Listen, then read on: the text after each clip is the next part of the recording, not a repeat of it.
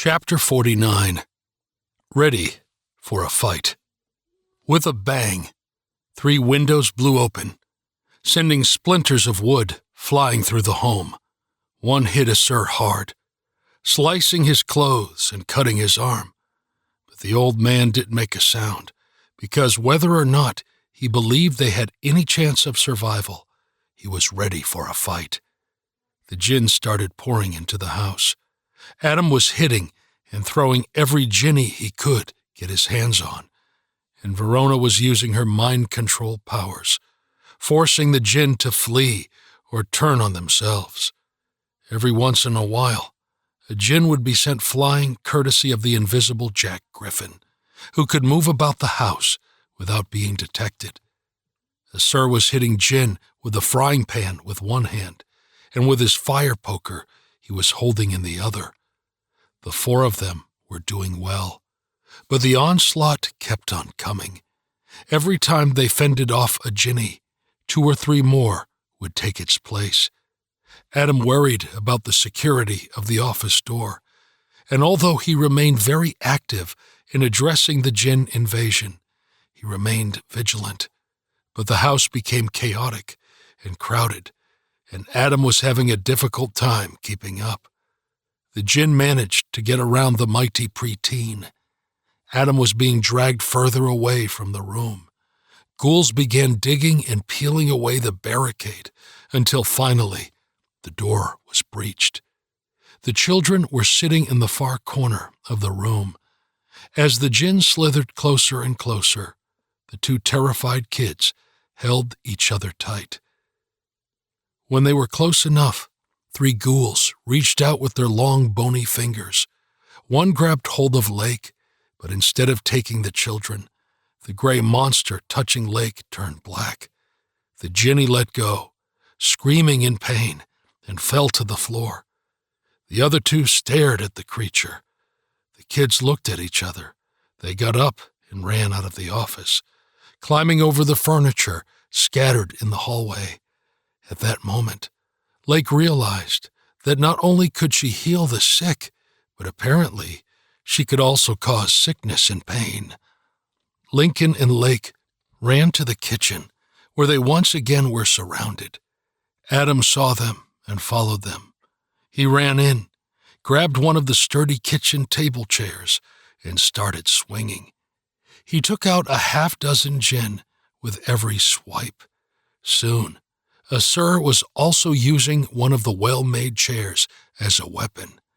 Then, Adam and a Sir noticed the 3rd chair flying back and forth through the air on its own. Adam called out, "It's nice not to see you, Jack." Jack yelled back, "It's nice not to be seen." Adam smiled as he took out 5 more ghouls with another thunderous blow. But the beasts just kept on coming, in wave after wave. A Sir and the kids put up a good fight, but there were just too many of them. They overpowered Verona and a Sir, and held them both down. They also caught Lincoln and Lake. Then, over 20 more Jinn grabbed Adam. He was still fighting them off. Ultimately, it took about 30 of them to finally subdue him and pin the super-strong 12-year-old to the ground. Just like that, everything stopped, and the room became silent. Everyone's attention turned to the front door. In walked a half-man and half-wolf. Even though he was half-animal, he walked upright and was even wearing clothing. It was Jinx, the same Scylla who had visited a Sir 13 days earlier and again centuries before that.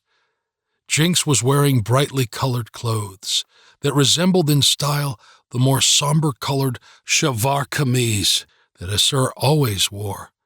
Around his waist, the Scylla wore a crude rope for a belt. 3 oil lamps hung from it, 1 golden, 1 tarnished green, and 1 purplish in color.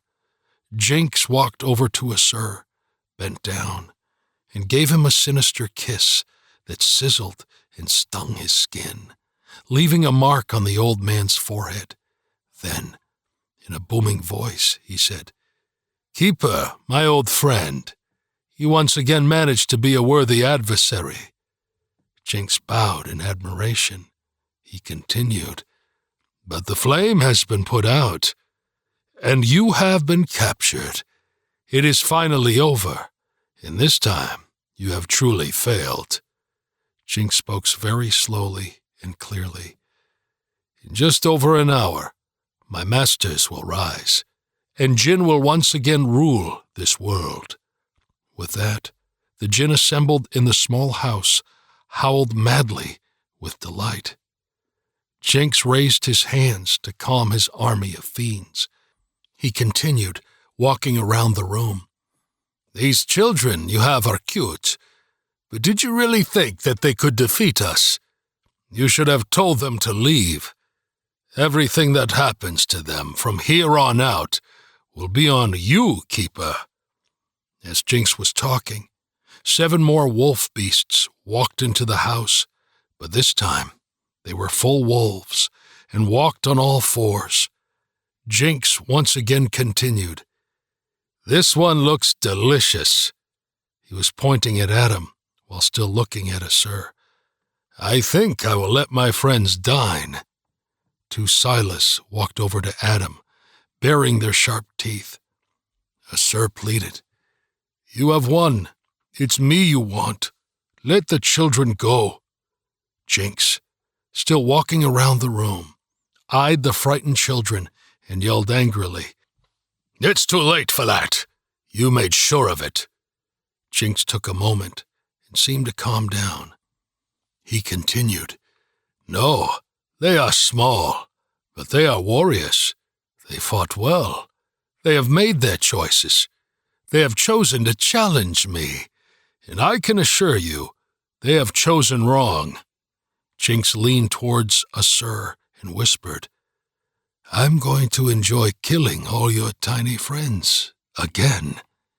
Jinx seemed to revel in the thought for a minute. Then he informed Asur, "I have soldiers too, and they have earned their spoils." Jinx looked at the 2 wolves and gave a nod. The large beasts immediately lunged and chomped down on Adam's arm, and the other wolf bit down on Adam's leg. The pair of beasts immediately squealed in pain. Adam had the gift of invincibility, and he instinctively was able to make his skin as hard as steel.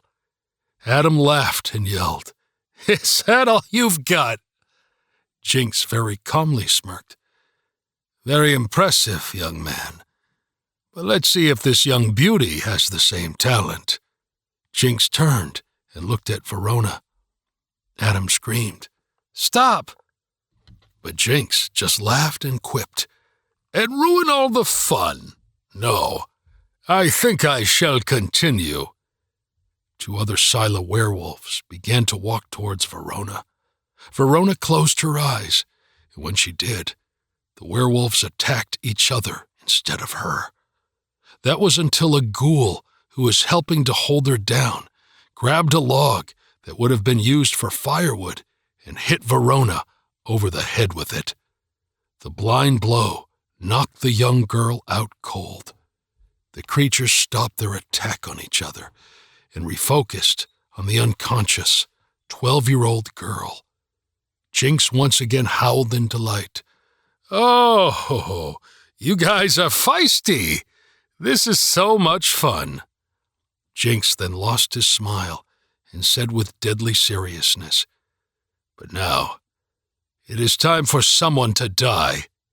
He gave the order, and the 2 werewolves sprung towards the helpless little girl. As the creatures hurtled towards Verona with their mouths open and fangs baring, Lincoln, who had been watching, felt the sudden wave of clarity. His singular thought was that he could not lose his sister. He screamed with everything he had, "No!" The sound that came from young Lincoln's mouth was deafening. It was so loud and high-pitched that it stepped the attacking Scylla in midair and sent them flying backwards. Every Jinn in the house was also knocked back with the blast. Lincoln took another deep breath, and the children all covered their ears, everyone except for the unconscious Verona. Lincoln again screamed, "Get out!" With this, every piece of glass in the house shattered, and every Jinn turned and ran out of Assur's home. Lincoln had found his power. He found his voice.